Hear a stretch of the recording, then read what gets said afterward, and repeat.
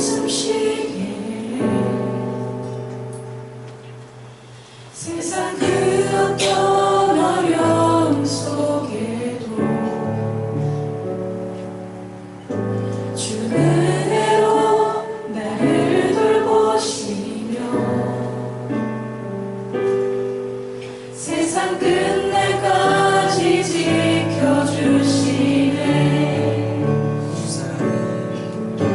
주 사랑이 나를 숨쉬게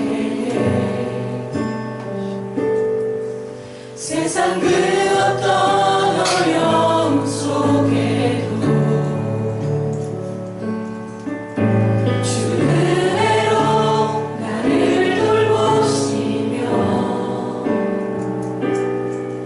세상 끝날까지 지켜주시네. 주님만이 내 아픔 아시며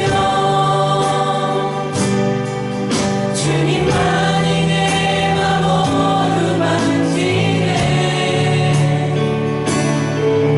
어느 누구도 나를 향하시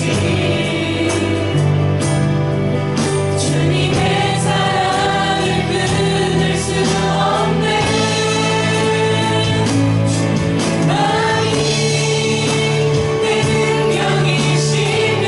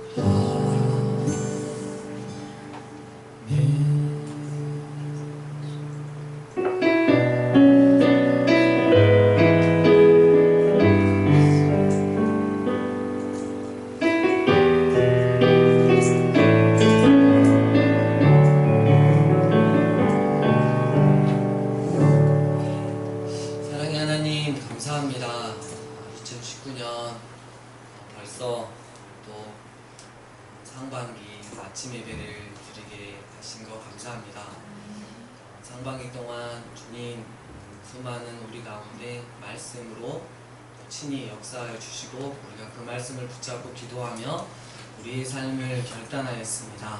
하나님, 오늘 이 예배 가운데 하나님이 우리를 얼마나 사랑하시는지 깨달아 알 수 있는 복된 시간 되게 하여 주시고, 정말 내가 하나님 앞에 구원받은 존재로 어떻게 살아가야 하는지 결단하는 복된 시간 되게 하여 주시옵소서. 성령님, 이 예배를 주관하여 주시옵소서. 우리 마음을 감동케 하여 주시옵소서. 주님 사랑합니다. 다시 오실 예수님 이름으로 기도드립니다. 아멘. 할렐루야.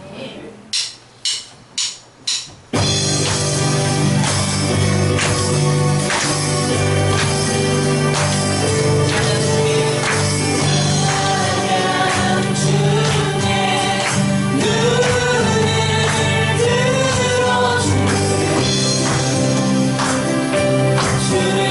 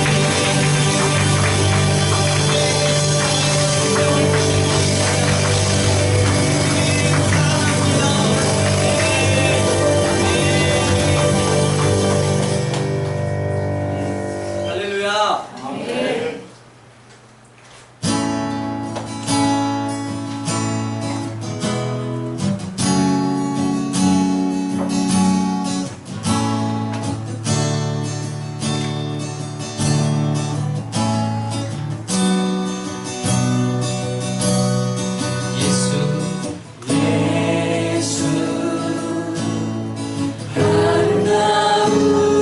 아름다우신 니네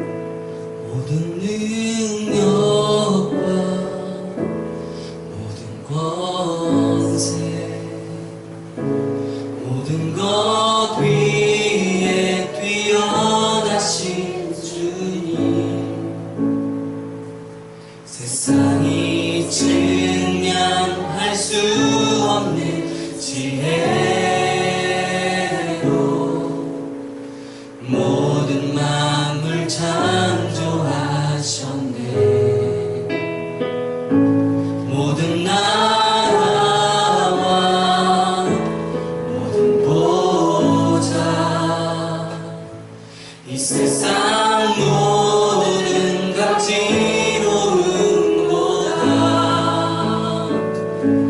이 세상 모든 값진 보물보다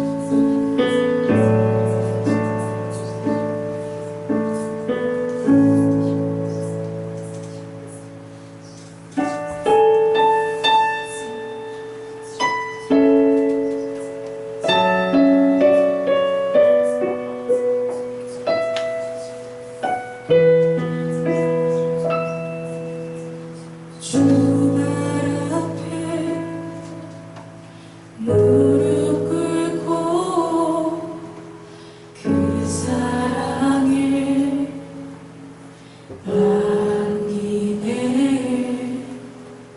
어떤 말도 그 어떤 소리도 그 말 앞에서 잠잠해지네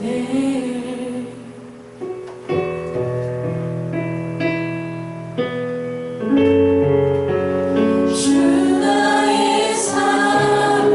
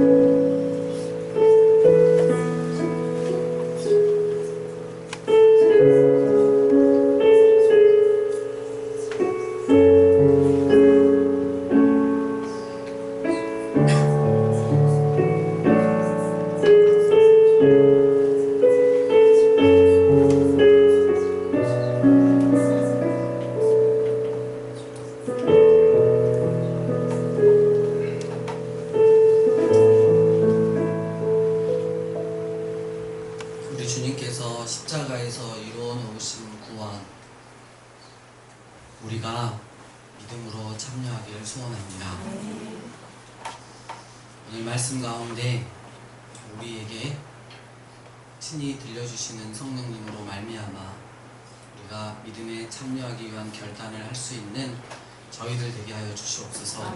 오직 말씀만 영광 받아 주시옵소서. 주님 사랑합니다. 예수님 이름으로 기도드립니다. 아멘. 할렐루야. 오늘 살아계신 하나님의 말씀은 로마서 3장 25절로 28절까지 말씀입니다. 로마서 3장 25절로 28절까지 말씀입니다. 우리 함께 공독하시도록 하겠습니다. 살아계신 하나님의 말씀, 이 예수를 하나님이 그의 피로써 믿음으로 말미암는 화목제물로 세우셨으니 이는 하나님께서 미리 정하시는 중에 전에 지은 죄를 간과하심으로 자기의 의로우심을 나타내려 하시니 곧 이때에 자기의 의로우심을 나타내사 자기도 의로우시며 또한 예수 믿는 자를 의롭다 하려 하시니라. 그런즉 자랑할 때가 어디냐? 있을 수가 없느냐? 무슨 법으로냐? 행위로냐? 아니라 오직 믿음의 법으로니라. 그러므로 사람이 의롭다 하심을 얻은 것은 율법의 행위가 있지 않고 믿음으로 되는 줄 우리가 인정한다. 아멘. 오늘 이제 시즌 1 마지막 복음의 정점에 저희가 오늘 올랐습니다. 오늘 말씀을 통해서 우리 귀한 은혜를 누리고 우리가 다시 한번 좀 결단했으면 좋겠습니다. 레위기 16장에는 대속죄일의 규례가 나옵니다. 그 중에 아사셀 염소에 대한 규례가 있습니다. 아사셀은 우리를 위하는 하나님의 구속 원리를 아주 잘 보여주고 있습니다. 1년에 딱 한 차례 이스라엘 모든 백성과 하나님 사이의 관계를 새롭게 정립하는 대속죄일, 쉽게 말하면 이날은 대사면일입니다. 이때 드려지는 제사는 평소의 제사와 조금 달랐습니다. 대속죄일에는 염소 2마리를 선택해서 제비를 뽑습니다. 그중 하나는 보통의 희생의 제물로 평소에 하던 대로 잡아서 번제로 드려 불로 태우고 그 피는 대제사장이 지성소까지 가지고 들어갑니다. 지성소는 지극히 거룩하신 하나님의 임재가 있는 곳입니다. 등대가 있는 성소를 지나 세마포 휘장으로 빈틈없이 가로막힌 지성소에 들어가면 법궤가 있습니다. 두 그룹 천사가 마주하고 있는 법궤 뚜껑을 씌운 자 또는 속죄소라고 하는데 거기에 가져간 피를 뿌립니다. 이것은 백성들의 속죄를 위한 것입니다. 그런데 대속죄일에는 하나님 앞에 속죄 제사를 드린 후에 아사셀을 위해 뽑힌 다른 염소의 머리에 안수하여 백성들의 죄를 전가한 후 그 염소를 광야로 보냅니다. 아사셀 염소가 무인지경의 광야에 버려지면 굶주린 맹수들이 달려들어 아사셀을 삼켜버립니다. 하나님은 이 시청각 자료를 통해 이스라엘 백성들에게 보여주고 싶으셨던 것이 있었습니다. 아사셀 염소가 끌려나갈 때 그 길에 늘어서 있던 이스라엘 백성들이 과연 무엇을 보았을까요? 자기 자신이 된 염소의 운명을 지켜보는 것이었습니다. 왠지 배터리 운명이 다 될 것 같은 느낌이 왜 자꾸 꺼지네요. 그 염소가 자신의 모든 죄를 짊어진 자기의 분신으로 보여 하나님께서 그들의 죄와 저주를 어떻게 심판하시는지 눈앞에서 보게 되는 것입니다. 그러면 사람들은 죄된 나의 병든 자가 하나님의 심판을 받고 저렇게 죽어 처리되는구나. 이 어린 염소에게 일어나는 일, 즉 죄짐을 지고 심판을 받고 끌려나가 죽음으로 처리되는 이 과정이 모두 자신에게 일어나야만 했던 일이라는 것을 실제로 받아들이게 됩니다. 또한 자신의 죄를 전가시킨 아사셀 염소가 광야에 내몰려 죽음으로써 더 이상 나의 죄가 남아있지 않고 모든 죄악이 완전히 심판되어 제거되었음을 확인하게 되었습니다. 심판받아 죽어야 할 나의 옛사람에 대해서 내가 이제 끌려가는구나, 버림받았구나, 죽었구나 이렇게 믿음으로 고스란히 받아들일 때 더 이상 내 자신에게 얽매이지 않고 이제는 저주받을 자신에 대하여는 심판받아 끝났고 하나님에 대하여는 의로운 자가 서서 하나님 앞에 나아가게 됩니다. 예수님도 십자가를 지고 성문 밖에서 고난을 받으셨습니다. 요한복음 1장 29절 보라 세상 죄를 지고 가는 하나님의 어린 양이로다 라고 한 세례 요한의 증거처럼 나의 죄를 그대로 지고 나 자신이 되어 하나님의 저주를 받아 저 성문 밖으로 끌려나가 내가 당할 일을 고스란히 당하신 것입니다. 이사야 53장 6절 우리는 다 양 같아서 그릇 행하여 각기 제 길로 갔거늘 여호와께서는 우리 모두의 죄악을 그에게 담당시키셨도다. 어떻게 우리의 죄된 운명을 담당시키고 해결하시는지 봤더니 우리 죄를 담당하는 어린 양이 하나님의 아들일 줄이야 누가 알았겠습니까? 그러니까 사탄도 전혀 미처 알지 못했던 방법입니다. 하나님이 그렇게까지 나오실 줄 사탄도 짐작하지 못했습니다. 온 천하 만물이 다 충격을 받았습니다. 하나님이 세상을, 하나님께서 우리를 아무리 사랑하신다 한들, 당신의 의로움을 아무리 지킨다 하신들 하나님 자신의 당신의 아들을 잡아서 행하실 줄 누가 알았겠습니까? 이것이 어떻게 설명해서 이해가 될 일입니까? 무슨 논리로 납득이 되겠습니까?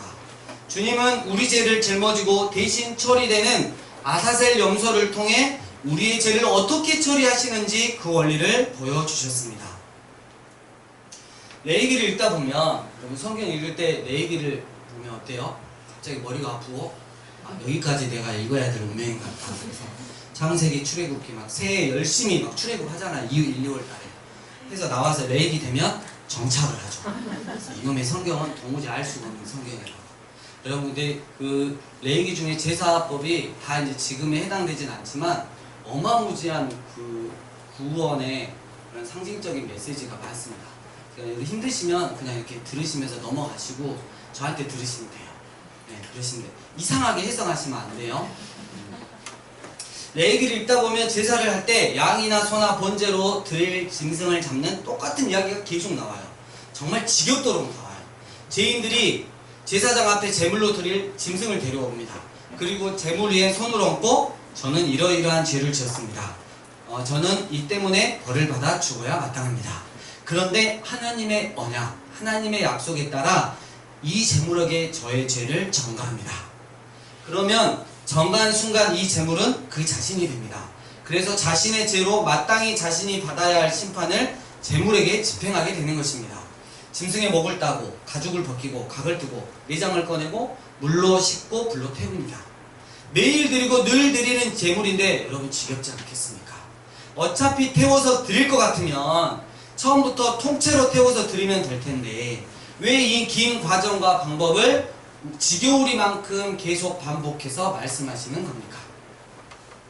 이는 하나님께서 이 제사제도를 통해 상징적으로 말씀하고자 하시는 것이 있기 때문입니다. 죽어야 할 우리의 생명이라고 할 때 이 생명은 단순히 우리의 목숨만을 가리키는 게 아니라는 거예요. 생명이란 그저 살아 숨쉬는 행위가 아니라 우리의 모든 전 인격의 총체라는 거예요. 즉 어느 부분이 아니라 우리의 삶 전체예요. 하나님은 우리에게 철저한 대속을 알려주시기 위해 짐승을 잡을 때 그 존재가 상징하는 모든 부분을 구석구석 처리하는 모습을 보여주셨습니다. 마찬가지로 주님이 나를 대속하시려면 목숨과 삶을 다 대속해 주셔야 한다는 거죠. 자라면서 형성된 우리 자아의 모든 영역을 어떻게 구석구석 처리하시는지 그것을 상징적으로 보여주시는 겁니다. 빚을 갚아도 일부만 갚아서는 자유롭지 못한 것처럼 완전하고 철저한 대속이 되려면 대강 죽는 것이 아니라 나의 존재와 삶을 구성하는 모든 영역을 구석구석 해체하여 완전한 죽음과 대속이 이루어져야 한다는 것이죠. 양을 잡는 것을 한번 이야기해 봅시다. 양을 잡으려고 양의 네 발목을 같이 묶습니다. 상상을 해보세요. 머릿속에 그려보시면 될 거예요. 한꺼번에 발목을 잡으니까 양이 쓰러집니다. 산 짐승은 다 죽기를 두려워합니다. 닭 한 마리만 잡으려고 해도 온 동네가 불안합니다. 돼지 멱다는 소리라는 말이 있듯이 온 동네가 떠나가게 소리를 지릅니다. 보통 짐승들이 죽을 때가 되면 살기를 느끼기 때문에 소리를 지르고 발악합니다. 그런데 양은 그렇지 않습니다. 무슨 이런 짐승이 있나 싶을 정도로 말입니다. 예수님을 묘사하는 구절에 이사야 53장 7절 마치 도수장으로 끌려가는 어린 양과 털 깎는 자 앞에서 잠잠한 양같이 그의 입을 열지 아니하였도다 라고 한 것처럼 꼭 죽기 위해 태어난 짐승처럼 눈만 끔뻑끔뻑하고 반항을 하지 않습니다. 이때부터 우리는 양으로 그 양이 양으로 보이지 않고 예수님과 자꾸 오버랩이 돼야 되는 거예요. 양을 잡는 자가 양의 턱을 젖히더니 칼로 목을 땄습니다. 피를 쏟자 파놓은 구덩이에 피를 쏟습니다. 피가 마지막 빠지는 고통 때문에 잠깐 경련이 있는 것 말고는 신음도 내지 않고 죽습니다. 우리의 마음이 어려워지는 거죠. 잠잠히 도살장으로 끌려가는 양과 같이 변론 한마디 하지 않으시고 나는 이 일을 위해서 왔다. 나는 너희를 구원하기 위해서 왔어. 라고 스스로 죽으러 가시던 예수님의 모습이 자꾸 겹칩니다.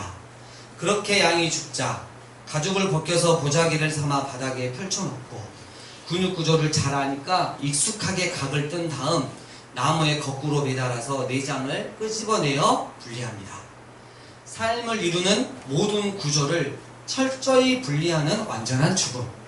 치덕치덕 달라붙은 병든 자아로 끈적이게 덮여있던 나의 가죽을 베고 하나님 없는 더러운 생각으로 굳어진 나의 모든 골격을 해체하고 나의 모든 정서를 끄집어내어 물로 씻고 불로 태우고 이렇게 해서 덜 죽고 대강 죽는 것이 아니라 내게 생명이 형성되고 나의 자아인식이 형성되는 모든 과정을 철저히 분해해 완전한 죽음에 이르는 제사를 드리도록 하나님은 말씀하신 것입니다.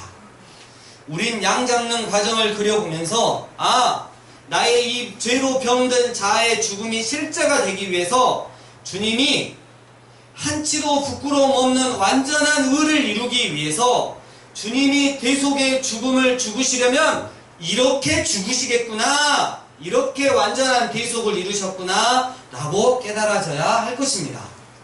이것이 깨달아진다면 그를 믿는 나의 믿음도 주님이 철저히 갚아주신 것만큼 철저해야 하는 것입니다. 이렇게 복음이 철저하다면 우리도 철저하게 믿어야 하는 것이죠. 하나님도 그렇고 온전하며 우리도 그렇고 온전한 구원의 방법 십자가, 오직 은혜의 방편입니다. 구원자에 의한 구원이 될 것입니다. 피 흘림이 있는 생명의 대속이 치러져야 할 것입니다. 또한 하나님의 자발적이고 기쁘신 뜻에 의해서 이루어진 일입니다. 하나님의 절대 주권 사역이 될 것입니다. 그리고 오직 믿음으로만 누려지는 원리를 갖게 될 것입니다. 대속의 원리, 이 모든 속량의 원리를 갖게 될 것입니다. 이 원리가 하나도 빠지면 안 됩니다. 이것이 완벽하게 다 이루어져야 구원자로서도 완벽하고 구원의 방법으로도 완전한 구원이 된다는 것을 하나님이 계속해서 역사를 통해 이루어 계시해 오셨습니다. 이제 드디어 이사야 53장에 오면 본격적으로 그 계시가 드러납니다. 여자의 후손으로 오시는 분, 어린 양이요 속죄 양이요 대속의 제물이요 여러 모양으로 언급되었던 바로 그분, 그리스도가 어떤 모습으로 오고 어떤 생을 살다가 무엇을 하며 어떻게 죽고 어떻게 부활하고 어떻게 이 완전한 구속을 이룰 것인가 생생하게 예언한 장면이 바로 이사야서 53장입니다. 이사야서 53장 1절은 우리가 전한 복음을 누가 믿었고 하나님의 구원이 누구에게 나타났느냐, 즉 하나님이 세운 구원자가 누구냐라고 질문합니다. 그리고 2절 그는 주 앞에서 자라나기를 그는 그러니까 성인으로 오시지 않았습니다. 우리를 대속하고 구원해야 한다면 우리 인생의 몇 살부터 구원하셔야 될까요? 우리는 언제부터 대속이 필요한 존재입니까? 엄마 뱃속에 잉태되는 날부터입니다. 그러니 인간의 조건을 갖추려면 성인으로 뚝 떨어져서는 안 될 일입니다. 여자에게서 나고 자라고 형성되는 과정을 통해 사람이 됩니다. 내 인생의 대속이 되려고 그분은 완전한 사람이 되어 이 땅에 오셨고 그 삶을 사셨습니다.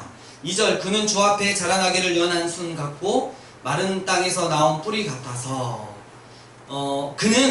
그분은 마리아의 뱃속에서부터 사생아 취급을 받았어요. 부부가 아닌 남녀 사이에 태어난 아기가 사생아입니다. 죄인 마리아의 자궁 속에 착상이 되고 세포 분열을 일으키고 말을 배우고 키가 자라고 지혜가 자라면서 죄인인 내가 살면서 받게 되는 외로움, 거절, 고통을 함께 겪으셨습니다. 내 이름과 자격으로 와서 내가 받아야 할 죄의 저주, 외로움과 가난과 천대, 그리고 마지막 죽음까지 고스란히 내 대신 당하셨습니다. 내 이름표 달고 완벽하게 내가 되어 죄인으로서 내가 받을 모든 저주를 대신 담당하셨습니다. 4, 5절 그는 실로 우리의 질고를 지고 우리의 슬픔을 당하였거늘 그가 찔림은 우리의 허물 때문이요 그가 상함은 우리의 죄악 때문이라. 그분은 자신의 질고가 아닙니다. 질고는 죄의 병으로 오는 고통입니다. 우리의 질고를 지고 우리의 슬픔을 당하셨습니다. 우리가 받아야 될 율법의 저주를 모두 다 감당하셨습니다. 나라고 하는 내 인생 전체, 내 존재 전부가 되어 이 땅에 오신 것입니다. 생각해 보십시오. 생명을 만드신 창조주가 태어날 이유가 뭐가 있겠어요? 그는 태어날 이유도 자라날 이유도 없는 분이십니다. 사람으로 오셔서 사신 그분의 일생은 오직 나를 위한 제물로 오신 그분으로만 의미가 있습니다. 나와 상관이 없다면 전혀 필요 없는 일이었습니다. 그분의 출생, 성장, 고난, 채찍, 그리고 십자가의 죽으심, 이 모두가 내가 당할 일이었는데 그분이 전부 내 이름으로 철저하게 대신 당하셨습니다. 또한 그분은 내가 하나님 앞에 피조물로서 지켜야 될 율법을 제정하신 분이므로 율법을 지킬 필요가 없었어요. 그런데 태어나셔서 할례, 정결례, 세례를 받으셨고 모든 율법을 지키시고 율법에서 말하는 저주받는 사람들만이 매달린다는 나무 위, 즉 십자가 위에서 죽으시고 부활하시고 승천하셨습니다. 예수님께서 일어난 모든 삶과 죽음은 창세전부터 죽임을 당한 어린 양의 생명책에 나를 기록하여 나에 대한 완전한 구속을 이루시고 하나님이 꿈꾸셨던 나의 원형을 고스란히 살려내기 위한 것이었습니다. 심판은 심판대로 집행하시고 원형은 원형대로 살려내셔야 하는 이 기막힌 딜레마를 해결하고 구원하시려고 하나님은 조금도 하자가 없으신 구원자를 우리 가운데 보내셨던 것입니다. 우리의 죄를 없이 하려고 보내신 예수 그리스도, 그는 죄가 없으십니다. 그런데 그분은 여자의 후손으로 오셔서 내 이름표 달고 내가 되어 내 인생에서 내가 받아야 할 저주와 멍에를 내어 주셨습니다. 철저하게 가죽을 벗기고 각을 뜨고 내장을 꺼내고 물로 씻고 불로 태우듯이 내 병든 자아가 죽음으로 받아야 될 모든 저주와 율법의 요구를 완벽하게 내 이름으로 다 이루어 놓으셨습니다. 그리고 다 이루었다. 너는 이것을 네 믿음으로 취하여라. 네 저주와 죽음은 내가 받아 가지고 가겠다. 너는 나의 부활 생명을 받아서 부활 생명으로 살아라 라고 하신 것이었습니다. 예수님은 우리의 삶과 죽음 전부가 되셔야 하셨기 때문에 완전한 사람이 되셨습니다. 한치도 남김없이 철저하게 모든 대속을 완성해 내셨습니다. 이 사실을 알고 나면 예수님의 일생을 묵상하면 나 따로 예수님 따로가 절대 있을 수 없습니다. 어떻게 이 예수님을 우리가 이용해 먹을 수 있겠습니까? 어떻게 이 예수님께 우리가 원망할 수 있겠습니까? 우리를 다시 살리기 위해서 십자가에서 생명을 주셨는데 우리가 주님께 원망한다? 생명을 주신 분한테 뭘 원망을 해요? 내가 안 바뀐 거지. 이 땅에서 예수님의 생애는 나 없이는 전혀 의미가 없는 이야기입니다. 결국 그분에게 이루어진 일은 전부 내게 이루어진 일입니다. 예수님이 채찍에 맞고 갈보리 언덕에서 죽으실 때 내가 그렇게 연연하고 자기 연민으로 쌓아 바르고 치유하고 회복한다고 날마다 부둥켜하는 내 자아, 그 끈적끈적하게 죄의 종로로 닫은 나의 병든 자에 어떻게 온전한 죽음이 지평되었는지를 믿음으로 바라보면서 주님이 완전하게 대신해 가신 나의 삶을 죽음의 자리로 우리는 넘겨야 할 것입니다. 이제 더 이상 그 병든 자의 속아 내 순종을 바치는 비참한 인생을 살지 말아야 할 것입니다. 이렇게 할 때 나는 죽고 이제는 예수님의 생명이 나의 전부가 되고 믿음으로 받아들인 내 삶의 모든 영역에서 예수 그리스도의 새 생명이 내가 되어 사시는 역사가 일어나는 것입니다. 내가 믿음으로 취하는 영역은 예수의 생명이 싹이 나는 거예요. 근데 내가 믿음으로 취하지 않은 영역, 절대 내 중심으로 차지하고 있는 영역은 절대 예수님의 부활 생명이 그 싹이 일어날 수 없다는 것이죠. 우리가 이 귀한 믿음으로 초대를 받았습니다. 이 믿음으로 우리를 의롭다 하시며 이 믿음으로 우리를 살게 하신 하나님의 초청에 부름받은 것입니다. 이 십자가로의 초대는 역사상 가장 위대한 사랑의 초대요, 가장 위대한 자비와 국률의 초대입니다. 이렇게 상상할 수도 없고 감당할 수도 없는 십자가 복음을 마련해 놓으시고 주님이 우리 자아의 죽음을 선고하셨습니다. 양심이 있고 주님을 사모하고 있는 사람이라면 주님이 이루신 완벽한 대속의 죽음 앞에서 더 이상 이 죄로 병든 내 자신을 부둥켜 안고 부들부들 떨며 이건 못 놓고 저건 포기 못하는 그런 짓은 할 수 없습니다. 제사를 드릴 때마다 믿음으로 드린 사람이라면 짐승의 가죽이 벗길 때 자기 마음의 가죽이 벗겨지는 경험을 했을 것입니다. 믿음으로 화목제물을 드린 사람이라면 그 각을 뜰 때 자신의 고집과 편견과 경험과 모든 가치관 이것들이 갈기갈기 나뉘는 경험을 했을 것입니다. 내장을 꺼내서 물로 씻을 때 오염된 나의 더러운 정서를 죽음에 넘긴다고 주님께 고백했을 것입니다. 믿음으로 말미암는 화목제물을 이렇게 바치라고 하신 하나님의 의도를 알았더라면 그 믿음으로 제사를 드리는 사람은 날마다 자기에게 행하신 이 놀라운 하나님의 은혜를 실제로 받아들이고 그것을 누리는 일에 도움을 받았을 것입니다. 어느 도시에 두 형제가 살고 있었습니다. 두 아들을 남겨놓고 부모가 갑자기 일찍 죽고 형제는 천혜고아가 되어 도시 한복판에 버려졌습니다. 형이라고 한두 살 더 먹은 어린아이가 소년가장이 되었습니다. 어린아이들에게는 삶의 무게는 너무 무거웠습니다. 하루하루 한 끼 한 끼를 해결하는 것이 정말 끔찍했습니다. 이 시간을 지나는 동안 어리지만 소년가장이 된 형은 늘 동생이 애처로웠습니다. 밤이면 엄마를 찾으며 우는 동생을 어르느라 어린 저는 울어보지도 못했습니다. 좋은 음식이라도 생기면 저는 굶어도 동생은 먹였습니다. 옷이라도 반반한 게 생기면 저는 헐벗어도 동생은 입혔습니다. 1, 2년 지나는 세월의 무게가 장성한 어른도 감당하기 어려운 삶의 무게만큼이나 무거웠습니다. 삶의 무게에 짓눌려서 점점 힘을 잃어갈 무렵 하나님의 특별한 섭리로 누군가의 손에 이끌려 교회를 찾아갔다가 잃어버린 부모님을 합친 것보다 더 좋은 예수님을 만났습니다. 이제 형은 주일만 되면 동생의 손을 이끌고 설레는 마음으로 예배를 드리고 은혜를 받고 그 힘으로 다시 한 주간 한 주간을 살아갔습니다. 시간이 흐르고 이제 제법 의젓해진 형은 나름대로의 삶의 자리를 찾아가기 시작했고 그 형의 동생을 향한 사랑은 해가 갈수록 더 절절하고 깊어졌습니다.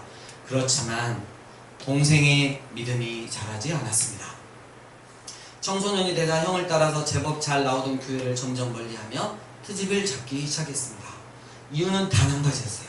하나님이 나를 사랑했으면 왜 부모님을 일찍 죽게 하고 우리를 이렇게 비참하게 만들었냐는 것입니다. 점점 교회와 멀어지는 것과 동시에 동생은 세상과 가까워졌고 일어나는 육체의 소욕을 따라 나쁜 친구들과 어울리기 시작했습니다. 동생이 방탕에 빠질수록 동생을 향한 형의 안타까운 사랑은 더 간절해져서 동생을 향한 기도가 점점 더 길어졌습니다. 시간이 흐르고 형제는 청년이 되었습니다. 이제는 형도 동생을 통제할 수 없는 지경이 되었습니다. 형은 동생이 늘 불안하게 짝이 없었습니다. 그날도 형은 밤늦도록 돌아오지 않는 동생 때문에 잠을 못 이루고 기도하고 있었습니다. 그런데 이상하게 그날은 마음이 불안하고 무언가 일이 벌어질 것만 같았습니다. 예감은 빗나가지 않고 자정이 넘은 시간에 갑자기 문이 열리더니 얼굴이 하얗게 질린 채 온몸에 피를 칠한 것처럼 피가 많이 묻은 동생이 와들와들 떨며 서 있는 것이 아닙니까? 형, 나 어떻게 사람을 죽였어? 갑자기 닥친 이 천천병력 같은 사실 앞에 형은 본능적으로 벌떡 일어나서 황급히 동생의 피 묻은 옷을 벗기고 대강피를 닦아낸 다음 자기 옷을 입혀서 골방으로 밀어 넣었습니다. 어떻게 해야 되겠다는 생각도 없이 순식간에 일어난 일이었습니다. 널브러져 있는 피투성이 옷을 보며 형도 어떻게 해야 할지 몰라 두려움이 밀려오기 시작했습니다. 그러더니 의지하는 하나님 앞에 잠깐 기도하는 듯 하다가 무슨 생각을 했는지 갑자기 입고 있던 옷을 벗고 피 묻은 동생의 옷을 주섬주섬 입었습니다. 그리고 바로 거친 군홧발 소리가 들리더니 문을 발로 차고 들어선 자들의 난폭한 발길들이 이어졌습니다. 이 새끼! 네가 죽였지? 정신을 차릴 수 없이 날아드는 발길질과 주먹질 끝에 형은 그대로 끌려나갔습니다. 순식간에 일어난 일이었습니다. 워낙 잔인한 살인사건으로 세상에 알려졌기 때문에 동종의 여지는 없었습니다. 그런데 붙잡힌 이 이상한 죄수는 신문관의 말에 부정도 긍정도 아닌 예, 저는 이 죄의 형벌을 받아야 됩니다. 예, 저는 이 죄로 형벌을 받아야 됩니다. 라는 대답을 반복했을 뿐입니다. 결국 이 말은 범행을 인정한 것으로 받아들여졌고 재판이 신속히 진행되어 사형이 언도되었습니다. 이 제사가 들어오는 감옥은 이상한 분위기가 생겨났습니다. 그 유명한 살인사건의 주범이라 보기에 도저히 믿기지 않을 순진하게 짝이 없는 이 이상한 죄수. 들어와서도 틈만 나면 기도하고 웅얼거리며 찬송을 했습니다. 시간이 흘러서 사형 집행일이 얼마 남지 않았다는 예감이 들던 어느 날 그 사건에 대해 한마디도 입을 열지 않았던 죄수가 교도관에게 부탁을 해서 교도소장과 만나게 되었습니다. 그는 교도소장에게 편지 한 장을 쓰게 해달라고 청했습니다. 죄수가 편지를 쓰고 나서 봉투에 넣더니 교도소장에게 말했습니다. 소장님, 저는 하나님을 경외하는 사람입니다. 이 편지 봉투에 소장님의 도장을 찍어서 아무도 뜯어보지 못하게 해주십시오. 교도소장의 도장을 찍어주자 한 가지 부탁을 더했습니다. 반드시 제 사형이 집행되고 난 후에 이 주소로 편지를 전해주시겠습니까? 저의 마지막 부탁입니다.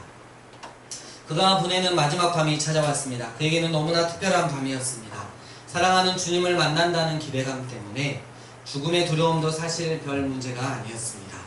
딱 하나 마음에 걸리는 것은 그가 생명처럼 사랑한 동생이었습니다. 어린 나이에 엄마 아빠를 잃고 지금도 무서운 죄책감과 두려움에 사로잡혀 떨고 있을 동생을 이 땅에 두고 간다는 것이 너무 안타까웠습니다. 밤새 눈물과 강구로 사랑하는 동생을 주님의 은혜의 자비에 부탁하고 다음날 아침 드디어 엄정한 법의 심판 아래 그는 생애를 마감했습니다. 사형 집행관과 함께 사형장에 참석했던 교도소장은 마치 죽지 말아야 할 사람이 죽은 것 같은 불안감과 답답함으로 심란해서 견딜 수가 없었습니다. 사무실에 돌아왔지만 근무를 할 수 없어서 왔다 갔다 하다가 문득 그 죄수가 부탁한 편지 생각이 났습니다. 부담을 떨어버리려 하려는 듯 직원에게 편지를 전해주라고 지시했습니다. 직원이 주소지를 찾아가 보니 좀처럼 사람이 사는 집 같지 않았습니다. 그럴수록 빨리 편지를 전달하고 돌아가야겠다 싶어서 대문을 힘껏 두드렸건만 아무리 두드려도 미책이 없었습니다. 아무도 살지 않는 집이라고 생각하고 돌아가려고 하는데 집안에서 누군가 나오는 것이었습니다. 마치 귀신을 부른 것 같았습니다. 햇빛을 못 봐 낯빛이 하얗고 머리는 산발을 한 채 바짝 마른 송장 같은 사람이 와들와들 떨며 문을 열고 나온 것이었습니다. 형이 끌려가고 난 뒤 동생은 너무 두려워서 바깥에 나와보지 못한 채 거의 죽음 같은 시간을 보내고 있었습니다. 그런 동생이 이제는 끝났구나, 나를 체포하러 왔구나 생각하고 와들와들 떨며 나온 것입니다. 놀란 직원은 만나서 이야기해볼 용기가 나지 않아 문틈으로 편지를 냅다 던지고 주랭량을 쳤습니다. 동생이 자기를 잡아갈 줄 알았는데 편지 하나만 툭 던지고 가자 어안이 벙벙해서 편지를 집어들었습니다. 법봉에 익숙한 형의 글씨가 보였습니다. 있을 때는 몰랐는데 형이 없으니까 빈자리가 너무 컸습니다. 형 빼놓고는 삶을 얘기할 수 없을 만큼 형과 함께한 삶이었기 때문입니다. 형이 너무 그리워 후회의 눈물도 흘렸지만 돌이킬 수 없던 그 밤, 끌려나간 형이 어떻게 되었는지 소식도 들어보기가 무서워서 숨어있던 그에게 형의 글씨가 적힌 편지 봉투는 너무나 반가웠습니다. 급히 봉투를 찢어서 편지를 열었습니다. 눈에 들어온 첫 줄은 사랑하는 동생에게, 사랑하는 나의 동생 누구야? 나는 너의 죄의 옷을 입고 대신 죽는다. 이게 무슨 말인지 도무지 감이 오지 않았습니다. 다시 읽어보고 또 읽어봐도 감이 잡히지 않았습니다. 몇 차례 읽다가 갑자기 사랑하는 나의 동생 누구야? 나는 너의 죄의 옷을 입고 너 대신 죽는다 라고 하는 이 문장의 의미가 확 다가오는 순간 동생은 비명을 지르기 시작했습니다. 편지를 움켜쥐고 어디로 가야 하는지 모른 채 그날 이후 한 번도 나가보지 못한 문을 박차고 길거리로 나가 미친놈처럼 외쳤습니다. 내 형 내놔! 우리 형 내놓으라고. 그럴 수 없다고 미친듯이 울부짖으며 내달려 드디어 교도소 정문에 이르렀습니다. 소란을 듣고 나온 직원들에게 동생이 하는 말은 도대체 무슨 말인지 알 수가 없었습니다. 그러다가 툭 튀어나온 이상한 죄수의 이름, 그것은 바로 오늘 아침 사형이 집행된 죄수의 이름이었습니다. 교도소장 앞에 가서도 동생은 횡설수설 목이 쉰 채 격하게 떠들어대는데 무슨 말인지 정확히 몰라도 짐작은 안 갈 수 없었습니다. 오늘 아침 죽은 이상한 죄수가 이자의 형이라는 거, 그리고 그는 결코 사람을 죽인 적이 없으며 자신이 살인범이라는 거, 짐작은 가고 심중은 가도 이것은 더 들어서도 안 되고 더 들을 수도 없는 이야기였습니다. 야, 이 자식아, 닥쳐 이 미친놈아, 그만해. 너는 미친놈이야. 이 사건은 끝났어. 사형이 집행됐어. 너는 이 사건과 상관없어. 꺼져. 어서 나가. 쫓겨난 그가 들은 말은 형의 사형이 집행되었다는 사실 한 가지였습니다. 미친듯이 넋이 나간 채로 허우적대다가 밤늦게 탈진하여 집으로 돌아왔습니다. 이제는 운명을 달리하여 다시는 형을 만날 수 없는 빈집이라고 생각하니 공허와 두려움이 밀려왔습니다. 대소음통곡을 하고 엎어졌습니다. 이렇게 간절하게 그리울 줄 몰랐습니다. 그렇게 후회스러운 저주받은 운명인 줄 몰랐습니다. 밤새도록 울고불고 난리를 치는데 지푸라기라도 잡듯 단 한 가지 소원이 그에게 간절히 밀려오기 시작했습니다. 나 형 있는 곳에 가고 싶다. 개처럼 살아왔지만 분명한 건 형의 손에 이끌려서 나간 예배당에서 들었던 이야기, 형이 그렇게 섬기던 하나님, 사모하던 천국, 형이 좋은 곳에 간 건 분명히 알겠는데 그 형을 영원히 못 만난다고 생각하니 견딜 수가 없어 부르짖기 시작했습니다. 형이 하나님, 나 형 한 번만 만날 수 있게 해주세요. 어떻게 하면 형을 만날 수 있죠? 그러나 형이 간 천국에 아무나 갈 수 있는 것은 아니고, 울부짖고 몸부림치던 그때 부르짖는 그보다 어쩌면 그 질문을 기다렸던 분은 바로 우리 주님이셨습니다. 그밤 그 부르짖음을 못 들은 척 하실 수 없었던 우리 주님, 나 같은 죄인놈도 이 살인범도 형이 간 천국에 갈 수 있겠느냐고 묻던 그 밤이 지나기 전에 성령께서 그의 마음을 감동하시고 하늘 가는 길을 허락해 주셔서 그가 주님을 만나는 밤이 되었습니다. 그리고 맞이한 다음 날을 수많은 날 중에 한 날이 아니었습니다. 더 이상 설명할 필요도 없었습니다. 그의 형이 자신의 이름으로 죽었으며 그 죽음이 바로 자신의 죽음인 것이 그에게 너무나 생생한 실제였습니다. 그는 이미 죽은 자신을 장례하는 마음으로 자신의 소유라고 남아있는 모든 것을 마당 한복판에 갖다 놓고 태웠습니다. 장례식을 끝냈습니다. 형의 채취가 남아있는 유품을 찾아보니 평생 동생만 위해 살아온 형에게 남은 것은 고작 낡고 초라한 옷 한두 벌 뿐이었습니다. 그게 다였습니다. 그러다가 문득 형의 마지막 채취가 남아있는 편지가 생각났습니다. 방 한복판에서 편지지를 발견하고 다시 편지를 펴보았습니다. 읽다가 너무 놀라 첫 줄만 있는지 알았는데 편지에게 자신이 읽지 못한 다음 구절이 있다는 것을 발견했습니다. 사랑하는 나의 동생 누구야? 나는 너의 죄의 옷을 입고 너 대신 죽는다. 그 다음 글귀가 눈에 확 들어왔습니다. 이제 넌 나의 옷을 입고 나처럼 살아다오. 그는 이제 죽은 자신이 아니라 형의 자격으로 살아야 했습니다. 낡았지만 형이 입던 옷을 입고 주일이 되면 형이 늘 사랑하며 섬겼던 교회로 찾아갔습니다. 성도들에게 형이 앉았던 자리가 어디냐고 물었습니다. 거기 앉아서 어떻게 예배 드렸냐고 물었습니다. 형이 하던 대로 그 자리에 앉아 열렬하게 찬송하고 마음을 다해 하나님 앞에 예배했습니다. 형의 옷을 입고 그렇게 형처럼 살았습니다.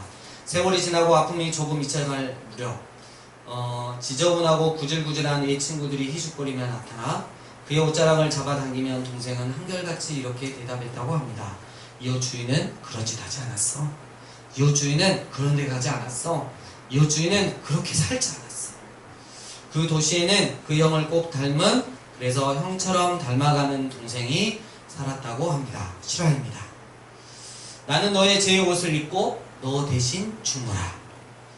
내가 되어 이 땅에 오셔서 내가 되어 뱃속부터 거절을 당하시고 내가 되어 비참하고 외롭고 어려운 그 삶을 사시고 내가 되어 그 엄청난 고난을 받으시고 내가 죽고 비참하게 매달려야 할 십자가에 내가 되어 죽으시고 내 죄의 옷을 입고 내 명찰을 달고 내가 되어 예수님께서 내 대신 죽으실 때 예수님은 이미 그 구질구질하고 가련한 나의 옛사람도 십자가에서 함께 죽었다라고 말씀하십니다. 나는 너의 죄의 옷을 입고 너 대신 죽는다. 이제 넌 나의 옷을 입고 나처럼 살아라. 말씀을 정리합니다. 하나님이 우리에게 이루신 일을 어떻게 다 쓸 수 있겠습니까? 수천 년 알려진 대로 역사 속에 나타난 그대로 거룩한 당신의 완전함으로 세상을 이처럼 사랑하사 하나님을 반역한 죄인, 죄 곧 나요, 나 곧 죄인 나를 살리는 길이 십자가의 그 일밖에 없기에 당신도 울어오시고 나도 울어온 오직 한 길, 당신의 아들을 죄 있는 나의 모습으로 보내신 하나님, 처절하리만큼 완벽하게 내가 되어 내가 받아야 될 잔, 내가 받아야 될 고난을 받으시고 죽임당하고 부활하신 예수님, 이 완전한 생애를 통해서 예수님은 나의 모든 저주와 죽음을 가져가셨습니다. 예수님이 행하신 일이 역사적 객관적 실제 사건이듯 이제 예수님은 우리에게 믿음을 요구하십니다. 이 말은 마음 중심을 요구하신다는 것이죠. 예수님이 이루신 일이 사실이면 그 구원에 참여하는 나의 믿음도 실제가 되어야 하는 것입니다. 예수님은 완벽하게 죽으셨고 온전히 죽으셨습니다. 예수님의 죽음이 철저히 내 대속의 죽음인데 예수님의 죽음이 실제적인 것처럼 내가 실제로 십자가에서 죽은 적이 있냐 이거예요. 대강 죽었다 치는 것 말고 다시는 내가 나를 주장할 수 없도록 내 마음에 가죽을 베고 각을 뜨고 내장을 꺼내고 물로 씻고 불로 태워서 그렇게 죽은 적이 있냐 이거예요. 예수님에게 이루어진 그 일을 모두 내 믿음 안에서 그대로 받아서 내가 그토록 놓지 못했던 나의 죄로 병든 내 자아에 대하여 죽음을 선포하고 실제 내 마음의 사형 선고를 받고 죽임을 받아들인 적이 있냐 이거예요. 그렇게 연연하며 사랑했던 내 자신에 대하여 이 병든 내 자아에 대하여 내 자신에 대한 내 마음의 마지막 끈을 놓고 내 존재의 죽음을 믿음으로 화합하여 예수님이 죽으신 것과 동일하게 내 마음 안에 이 죽음을 적용할 때가 언제 있었냐 이거예요. 여러분, 십자가는 죽음 없이는 통과할 수 없습니다. 죽음 없이 예수님의 부활 생명을 받을 수는 없습니다. 지금 그 예수님께서 여러분을 그분의 완전한 부르심으로 초대하고 있습니다. 내가 누군지 생각할 필요도 없고 변명할 이유도 없습니다. 단 한 가지, 이 죽음이 언제 실제가 되었는지 그것만 생각하십시오. 만약 그렇지 않다면 변명할 이유 없이 지금 결단하며 예수님의 죽음의 자리로 나아갑시다. 예수님 맞습니다. 예수님 죽을 때 나 죽은 것이 진정 사실인데 내 믿음 안에서는 그것이 사실이 아니었습니다. 예수님 이제 더 이상 우물쭈물하지 않고 이 죽음에 참여하기를 결단합니다. 예수님 이 십자가의 죽음에 참여하겠습니다. 내가 붙들고 놓지 못한 끈적끈적한 나의 병든 자아에 마지막 정을 끊고 이 진리로 결론으로 삼아서 나의 죽음을 그대로 받아들여 나의 지, 저, 의, 내게 속한 모든 것을 죽음으로 넘기겠습니다. 나는 죽었습니다. 주님이 죽으신 것이 사실이듯 나도 내 믿음 안에서 죽었습니다. 율법의 정죄에 대해서 죽었고 지옥의 영원한 저주에 대해서 죽었고 죄와 사탄에 대해서도 죽었고 나의 꿈, 나의 명예, 나의 애착, 나의 생명, 내 것이라고 말한 나의 모든 추구, 나의 의, 자기 만족과 쾌락, 우울증, 연민, 더러운 죄, 이 모든 것에 대해서 나는 죽었습니다. 사랑하는 목요 다비드 예배자 여러분, 이 죽음의 자리에 믿음으로 참여하기를 원한다면 오늘 이 자리에서 결단하십시오. 오직 믿음만이 요구될 뿐입니다. 감정을 기대하지 마세요. 진리가 결론이 되게 하십시오. 진리를 나의 실제로 받아서 예수님 맞습니다. 저는 죽은 자입니다. 더 이상 속지 않겠습니다. 자아 숭배하지 않겠습니다. 사단에게 속지 않겠습니다. 이렇게 결단하는 자리로 나아가셔야 하는 거예요. 몸을 일으키듯 자리를 박차고 일어나 죄로 병든 자아를 죽음의 자리로 넘겨버리고 다시는 거기에 연연하며 머물러 있지 않기를 결단합시다. 한 번 죽음으로 예수님의 죽음에 믿음으로 온전히 참여합시다. 예수님의 죽음은 여러분 영원한 유력이 있습니다. 나의 죽음이라는 요단강을 넘어 이제 예수님의 죽음의 자리로 나를 넘깁시다. 예수님이 채찍에 맞을 때 나 채찍에 맞았고, 예수님이 버림당할 때 나 버림당했고, 예수님이 죽을 때 나도 죽었습니다. 갈라디아서 2장 20절 내가 그리스도와 함께 십자가에 못 박혔나니 그런즉 이제는 내가 산 것이 아니요 오직 내 안에 계신 그리스도께서 사신 것이라. 예수님, 나 예수님과 함께 죽었음을 선포합니다. 불쌍하고 가련한 죄된 병든 자는 예수님과 함께 죽었습니다. 그렇게 음란하고 그렇게 더럽고 자아 추구하고 사단 숭배했던 나는 예수님과 함께 죽었습니다. 너 악하고 더러운 사탄아, 네가 농락하고 미혹하고 끌고 다니던 저주받은 내 병든 자는 더 이상 너의 종이 아니다. 십자가에 죽었음을 나는 믿음으로 이 시간 선포한다. 너는 더 이상 나에게서 아무 분깃도 없고 아무 잘못도 없음을 선포한다. 예수님께 머리통이 박살난 사탄아, 네가 받은 저주를 가지고 지옥으로 떨어질지어다. 예수님과 함께 나는 죽었고 이제는 오직 예수님이 나의 생명임을 선포하나니 당신의 피로 우리를 사서 하나님 아버지께 드리고 나라와 제사장으로 삼으신 예수님께 영광과 찬송과 능력과 존귀가 세세에 무궁토록 있을지어다. 아멘. 아멘. 예수님의 죽음 내 죽음, 예수님의 부활 내 부활, 예수님의 생명 내 생명, 예수님의 거룩 내 거룩, 예수님의 능력 내 능력, 예수님의 지혜 내 지혜, 예수님 천국 내 천국. 나의 전부가 되신 예수님을 찬양합시다. 할렐루야. 십자가에서 모든 것을 이루신 내 예수님을 찬양합니다. 내 안에 믿음을 이루신 예수님을 찬양합니다. 완전한 복음을 주신 주님을 찬양합니다. 우리 이 시간 함께 말씀을 붙들고 기도했으면 좋겠습니다. 예수님께서 이루어 놓으신 이 십자가 구원의 길 믿음으로 참여하길 원하십니까? 이 시간 그렇다면 결단하시길 바랍니다. 우리 다시 한번 회개하며 삶을 정리하며 결단하는 기도 하나님 앞에 올려드리겠습니다. 함께 기도하시겠습니다.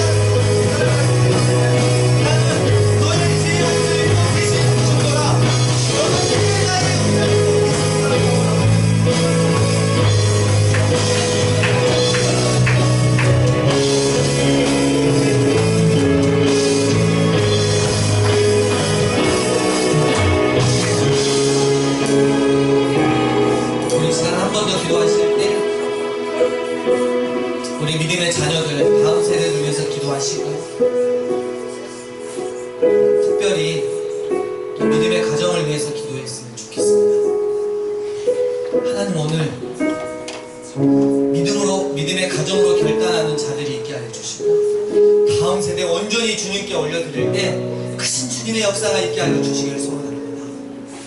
하나님, 그리고 이 강주도시 하나님의 이 의인 예수 그리스도를 믿음으로 취하고 결단할 수 있는 강주도심이 되게 해달라고 우리 다 함께 기도하며 나아가겠습니다. 기도하시겠습니다.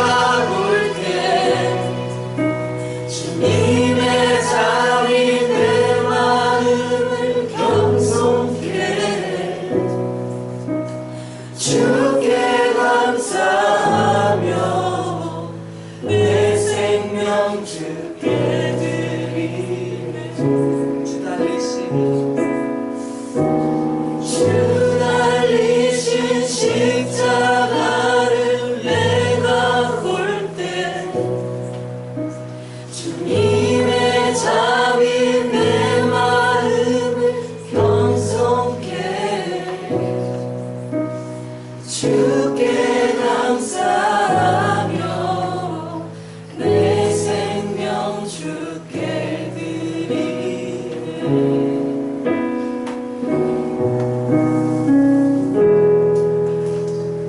사랑의 하나님 아버지, 우리에게 너무나 귀한 십자가 완전한 복음을 들려주신 것 감사합니다. 예수님의 십자가 죽으심을 나의 죽음으로 받아들일 수 있는 믿음 되게 하여 주시옵소서. 오직 믿음으로 취할 수 있는, 그리고 결단할 수 있는 저희들 되게 하여 주시옵소서. 그동안 우리를 그렇게 힘들게 했던, 내 자신을 충만히 사랑했던 그 모든 영역에서 십자가로 완전히 내 자신을 죽이고 예수 생명으로 다시 싹을 틔워 무럭무럭 자라가게 하는 그런 영역이 되게 하여 주시옵소서. 주님, 그리고 그러한 다음 세대가 되게 하여 주시고, 특별히 믿음의 가정으로 변화되어 갈 때 하나님 그 가정을 통해서 하나님 나라 큰 부흥을 이루어 가 주시옵소서. 하나님이 강주도심 늘 불쌍히 여겨주시고, 강주도심의 수많은 영혼들이 하나님 앞에 돌아올 때 성령님 역사하여 주셔서 수많은 영혼들이 주님 앞에 구원받고 그의 삶을 주님 앞에 드리며 주님과 함께 겸손히 동행할 수 있는 우리 강주도심이 되게 하여 주시옵소서. 주님 정말 감사합니다. 다시 오실 예수님 이름으로 기도드립니다. 아멘. 할렐루야. 함께 힘차게 서로 찬양 드리시겠습니다.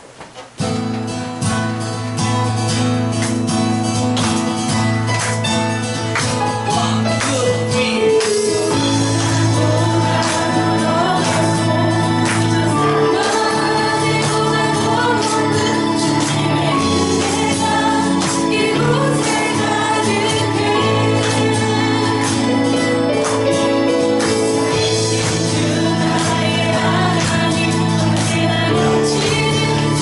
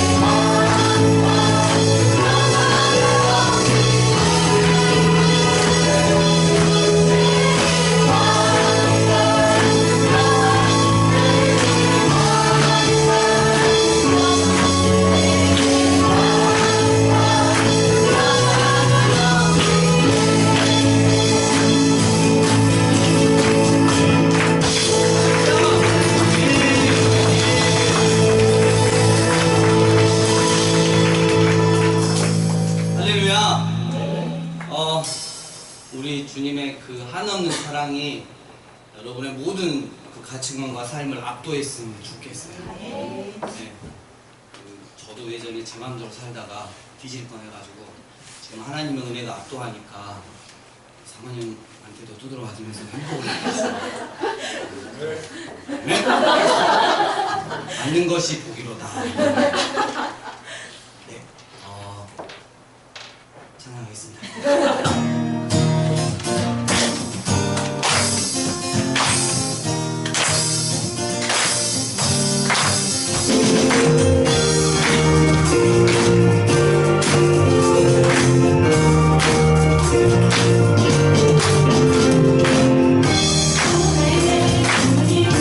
내게 생명 주시니 당신은 내게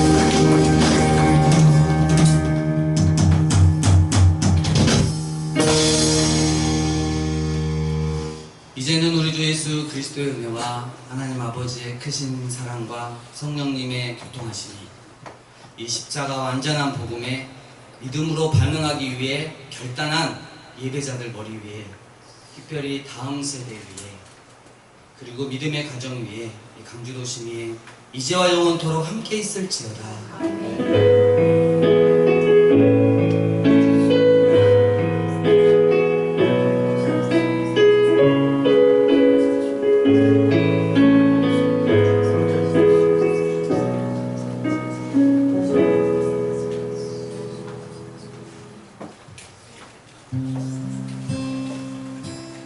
주님이 하셨습니다. 주님이 하셨습니다. 주님만